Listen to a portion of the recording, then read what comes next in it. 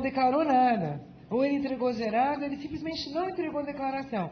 Desculpa, Luiz, isso não fazia diferença para a gente, fazia? Não fazia nenhuma. O fato dele ter pago e também não ter declarado não fazia nenhuma. Então esse acordo... Ah, tá bom. Então essa é a sua posição, mas não era do conselho, não. Então, tudo bem. Mas essa é a sua posição. Não era a posição do conselho. Então, o que ele mudou sim. Ele mudou o julgamento do conselho, mudou realmente. Porque para a gente se tinha declaração ou não, não tinha importância. A única coisa que transferia a regra para o 173 era o dolo. Então, nesse ponto, ele mudou sim. E o que é que eu esqueci de falar, que a Câmara, que o Pleno também votou, e foi super interessante isso, doutora Merialbe, porque na Câmara Superior, eu e Valmir discutimos isso muito, e ficamos vencidos em várias ocasiões quanto à declaração, porque o que parece é que o STJ julgou dizendo que é 173 se não houver pagamento e não houver declaração. E essa declaração, obviamente, só pode ser uma declaração parcial, porque se não fosse uma declaração parcial, eu teria uma execução fiscal, estaria em prazo prescricional. E a gente ficava até vencido. No Pleno, tem até o número dos dois processos, depois eu disponibilizo, os acordos ainda não estão disponibilizados, mas se aplicou o prazo dos 150, não havendo pagamento, porque tinha declaração.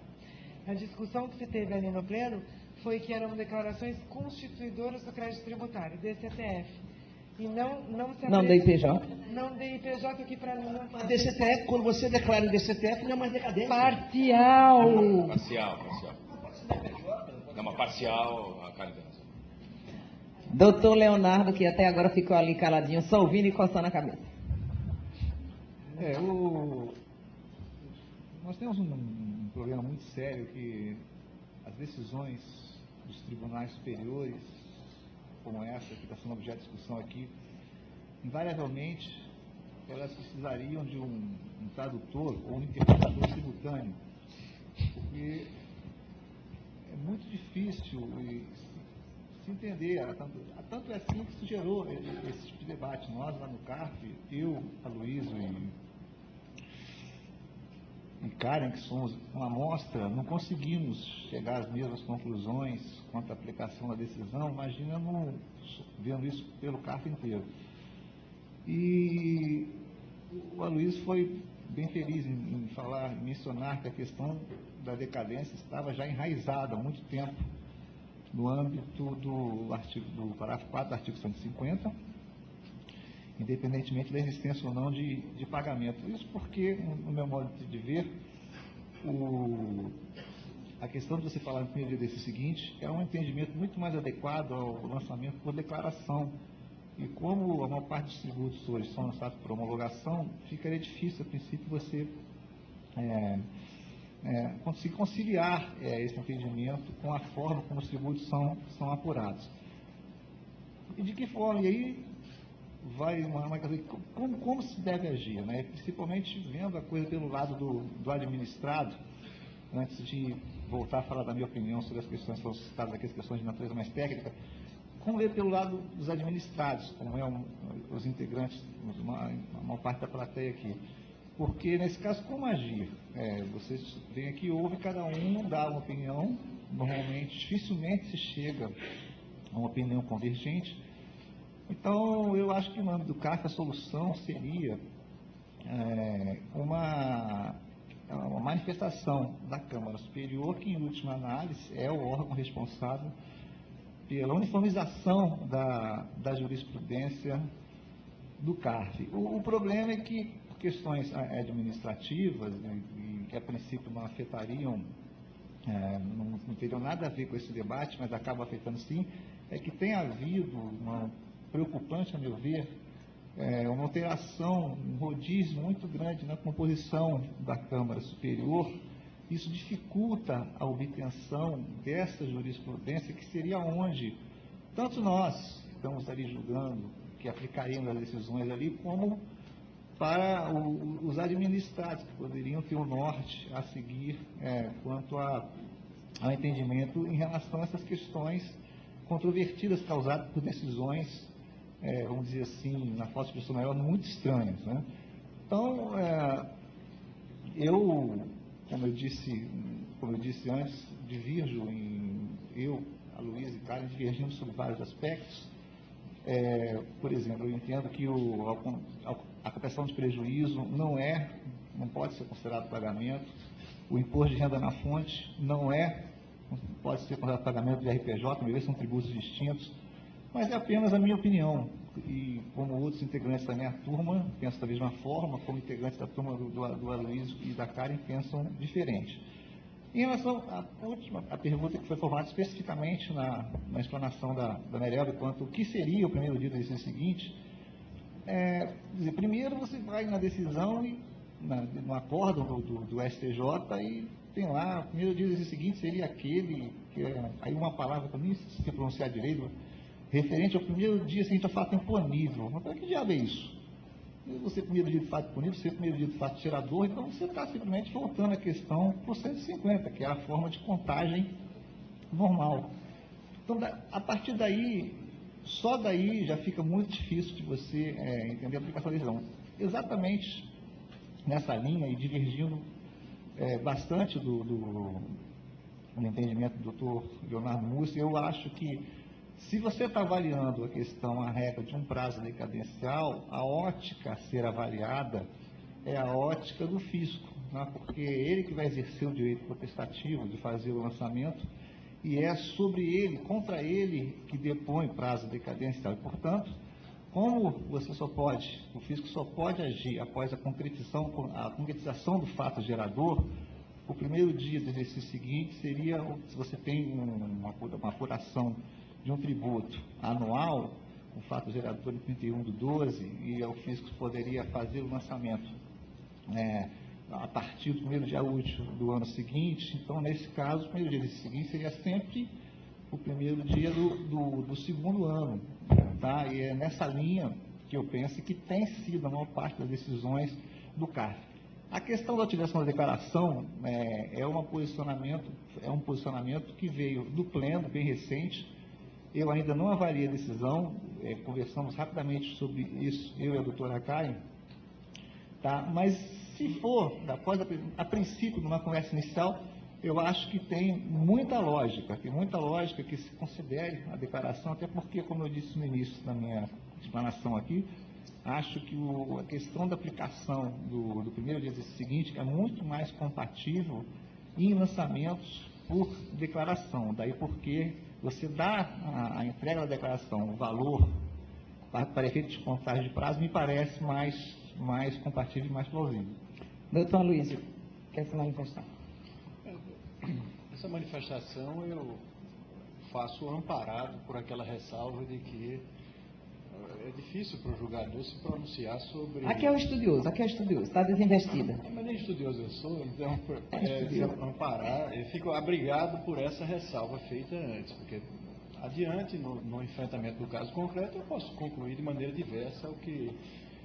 mas o entendimento quanto à compensação de prejuízo, aí eu entendo como o doutor Leonardo. A compensação de prejuízo, por quê? Porque compensação de prejuízo, ao contrário da compensação tributária, né, aquele tributo pago a maior com um tributo devido, ela é apuração de base de cálculo. A compensação de prejuízo no sistema do lucro real não é pagamento, a meu ver. É diferente até do caso da compensação. Você fez um pagamento a maior e compensa com o tributo que iria pagar, com o IRPJ que iria pagar. Não é que nós estamos tratando especificamente de compensação, também de compensação de prejuízo, seria no âmbito do IRPJ, que é o único que prevê essa situação, que é um tributo que incide sobre o resultado.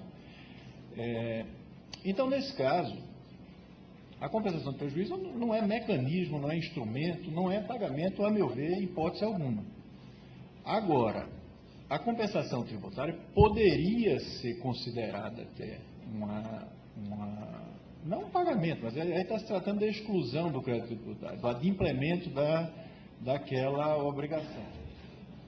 Pois é, então seria... Então quem tem prejuízo é punido duas vezes, né? Já tem o prejuízo e o prazo decadencial para ele ainda seria maior? Bom, se entendido como punição...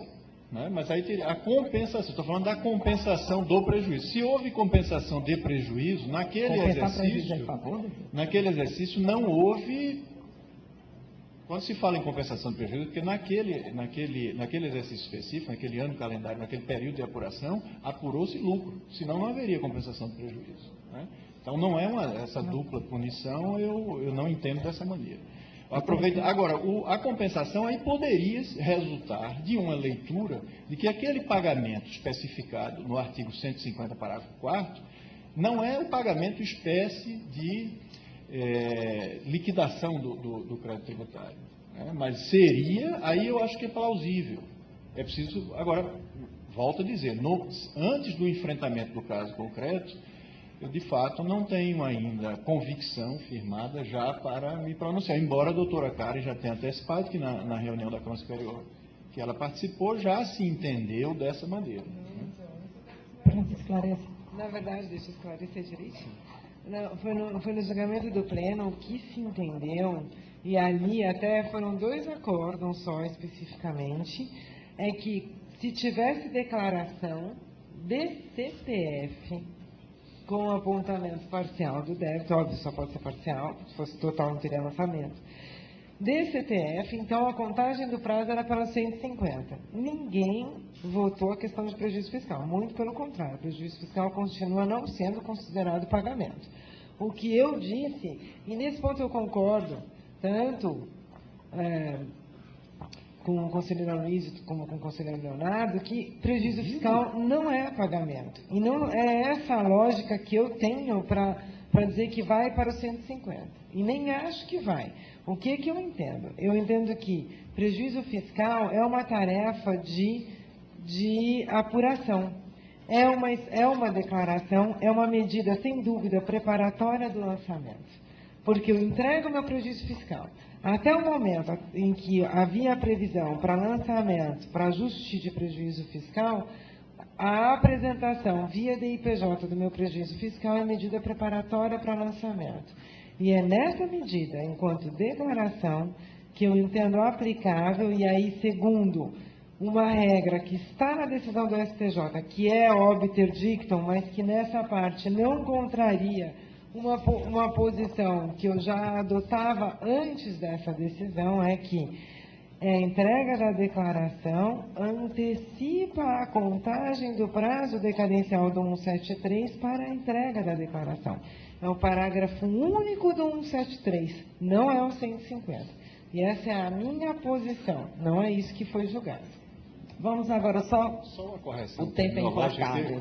O físico constituir para a gente falar aqui também. Quando eu falei na compensação, eu falei exclusão. Por favor, entendam como extinção. Foi um equívoco da minha parte. Só para a gente fechar, a gente tem aqui a tarde toda até para discutir essas coisas, infelizmente não temos esse tempo. Só para fechar, então, o seguinte: recurso repetitivo, a matéria decidida. É sim e não, só para a gente tentar fechar.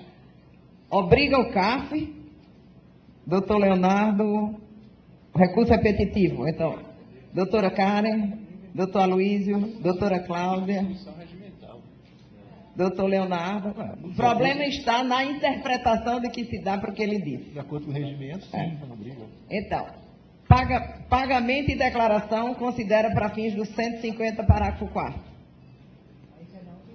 Não, rapidamente, não assim. Doutor Leonardo. Declaração e pagamento para fins do prazo no 150. Veja, pagamento antecipado vai para o prazo do 150. E entrega a declaração, a data da declaração. Doutora... Ou seja, só se não houver nada da parte do contribuinte que vai para o 173. Doutora Karen, também? Olha, pela regra que eles colocaram no voto, vai para o 173, parágrafo único. É maluco o voto, mas lá no meio, se a gente entender, quando ele coloca 5 regras, que ele transcreve as 5 regras do livro do professor Eurico, a declaração sem pagamento e sem dolo vai para o parágrafo único do 173. Mas eu não acho que isso faz repetitivo. E isso não vincula. Então, como isso não faz repetitivo, e isso não vincula, então eu acho que se tiver declaração pode aplicar o 150. Então, a gente tem um repetitivo que obriga, mas como ele não disse nada, não existe nada. Ele disse justiça, mas não é a parte que vincula. Exclusivamente em relação à questão decidido. É um obter dictum um repetitivo. Começa lá, doutor Peroba. Eu Rapidamente. concordo com a conclusão do Leonardo, mas discordo completamente.